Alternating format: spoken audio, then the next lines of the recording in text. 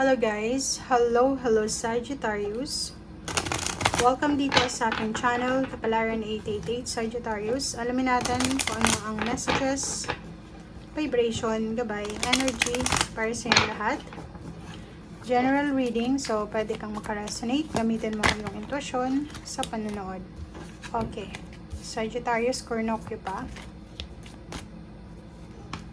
32, Door to Spirit. And Broken Heart. Wow, the Garden in the Gates. Okay guys. Nakikita natin dito na may manifestation number 11, Cornocchio pa. Sagittarius, may posibleng selebrasyon, pagtitipon, kainan, inuman, recognition, rewards, awards, manifestation na pwedeng mangyari sa'yo. Pwedeng ito yung matagal mo nang hinihintay, 'di ba, Sagittarius? Nakikita ko sa'yo dito na matagal ka nang naghihintay dito. Pwedeng breakthrough mo to the big break. Naghihintay ka ng promotion, salary increase, naghihintay ka ng visa, ng passport, documents, ano pa ba?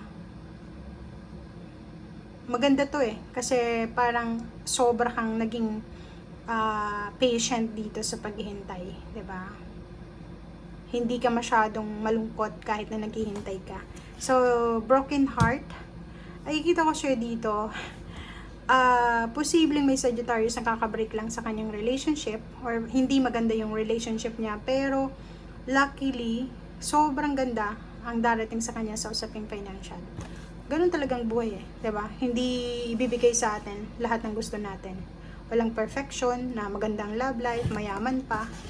Diba? Mayroon swerte sa love life, malas sa pera. Mayroong swerte sa pera, malas sa love life. Parang ganyan lang. Pero may iba din na swerte both. So, nasa kanila yan. And Door to Spirit, 32.5.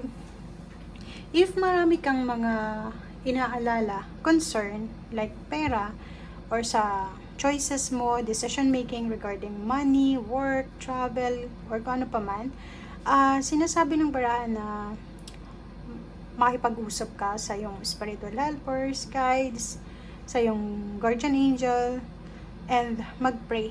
Yun yung pinaka-importante na pwede mong magawa.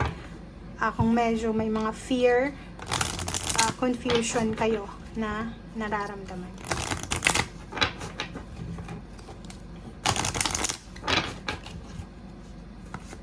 Okay, diba? It's a yes card. Your intuition is correct. Take action. Diba? So, sinasabi ng brasser dito, Sagittarius, na kung ano man to na gusto mong mangyari, nasa tamang direction ka. Okay? Tama yung sinasabi ng intuition mo. You're being helped. Wow! Break free. Sabi ko na sa'yo breakthrough to So, sinasabi dito sa'yo ng baraha na you are being helped. Marami yung tumutulong sa'yo. Sabi ko sa'yo, kung may kailangan ka, yung Door to Spirit is parang ngayong buwan ng October is bukas na bukas para sa'yo. Diba? Yung pagitan ng spiritual world and then yung physical world dito, yung material, ay parang magkadikit na magkadikit lang. So, if may mga concerns ka, worries, anxiety, fear, or depression, or mga confusion, yun, ipag-pray natin, invoke natin sa angels, sa Panginoon, kasi sinasabi you're being helped. Heaven is working behind the scenes to help you even if you don't see results yet. So yun, diba? It's a yes card ito. So, ibig sabihin, ikaw ay nasa tamang direksyon, nasa tamang landas, tinutulungan ka ng universe para makuha yung freedom. So, huwag kang magsettle sa kung ano lang yung meron sa ngayon. Try different ventures and experiences para mag-grow ka and then para mag-explore. Yun yung sinasabi ng baraha sa'yo dito. Okay? Ang ganda. Parang ang ganda ng baraha mo, Sagittarius.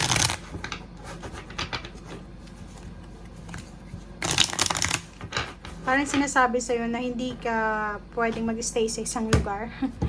Kasi yung universe ay napakalawak. Pwede mong hanapin yung swerte mo kung saan. Okay? Kung saan. Okay, so Ten of Swords, the Devil, and the Moon, yun lang. Nakikita ko sir dito, maraming chances, possibilities na yun, kasi tinutulungan ka ng universe ng Panginoon, ng spiritual. Kaso lang, isa sa pwedeng maging temptation mo dito, kasi may the devil is takot, 'di ba? Natatakot ka, Sagittarius. Hindi ko alam kung ano yung kinakatakutan mo, pero yung takot na nararamdaman mo ngayon is nakakasagabal siya para sa pag-unlad mo.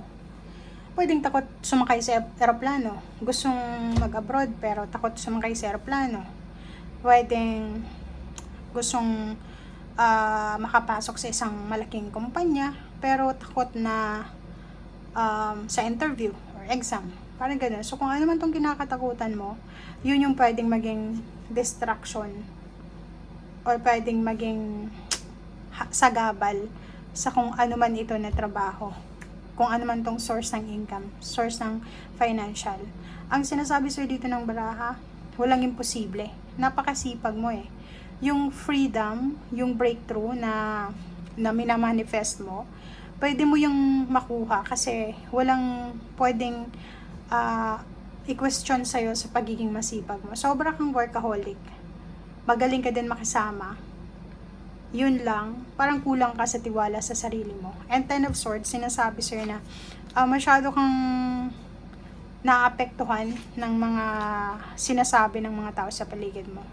Parang ganun, yung mga judgment ng tao sa'yo, criticism, ay parang nilalagay mo siya sa utak mo, diretso sa puso, tumatago sa puso na nahihirapan kang i-let go. 7 of Cups, wow, and 2 of Cups. So, nakikita natin 7, 8, 9. Nakikita ko, if ever na hindi ito related sa'yo, pwedeng sa karelasyon mo. Pwedeng yung karelasyon mo ay makatanggap ng isang kontrata. Kasi 2 of Cups to tapos 7 of Cups. Pwedeng hindi ikaw to. Pwedeng yung karelasyon mo, siblings, or pwedeng parents, apo, pwedeng sila ay makatanggap ng offer, job offer, kontrata, endorsement, parang ganon. Or pwedeng ikaw mismo. Pwedeng ikaw, naghihintay ka ng kontrata, ng visa, or pwedeng, basta nakikita ko sa'yo dito, related to sa'yo. Hindi naman sinasabing direktang ikaw to, pero maraming papeles na involved dito, mga papel, permahan, diba? So nakikita ko sir dito, yun. May gustong mag-abroad, or pwedeng gustong maghanap ng trabaho sa malayong lugar. Pwedeng ikaw, or pwedeng yung karelasyon mo. Kaso lang, ayaw mong, kung ikaw ito, na ayaw mo siyang ayaw mo siyang pumunta doon, pinipigilan mo siya, pwedeng ikaw yung maging sagabal sa pag-unlad nyo. Pero kung ikaw naman ito, na pinipigilan ka niya, pwedeng siya yung maging 3 of Swords mo and 5 of Cups mo. So, manghihinayang ka niyan. Diba? Kasi, if malaking success to na ino-offer sa'yo ng universe, tapos hindi mo siya i-grab, mahirapan ka. Kasi, yung swerte, binibigyan sa lahat ng tao, pero hindi lang sa isang tao. So, kailangan i-spread yun sa universe. Minsan, isang beses lang dumating yung swerte. So, make sure na i-grab mo na yan. Okay? So, thank you guys and see you again. Bye!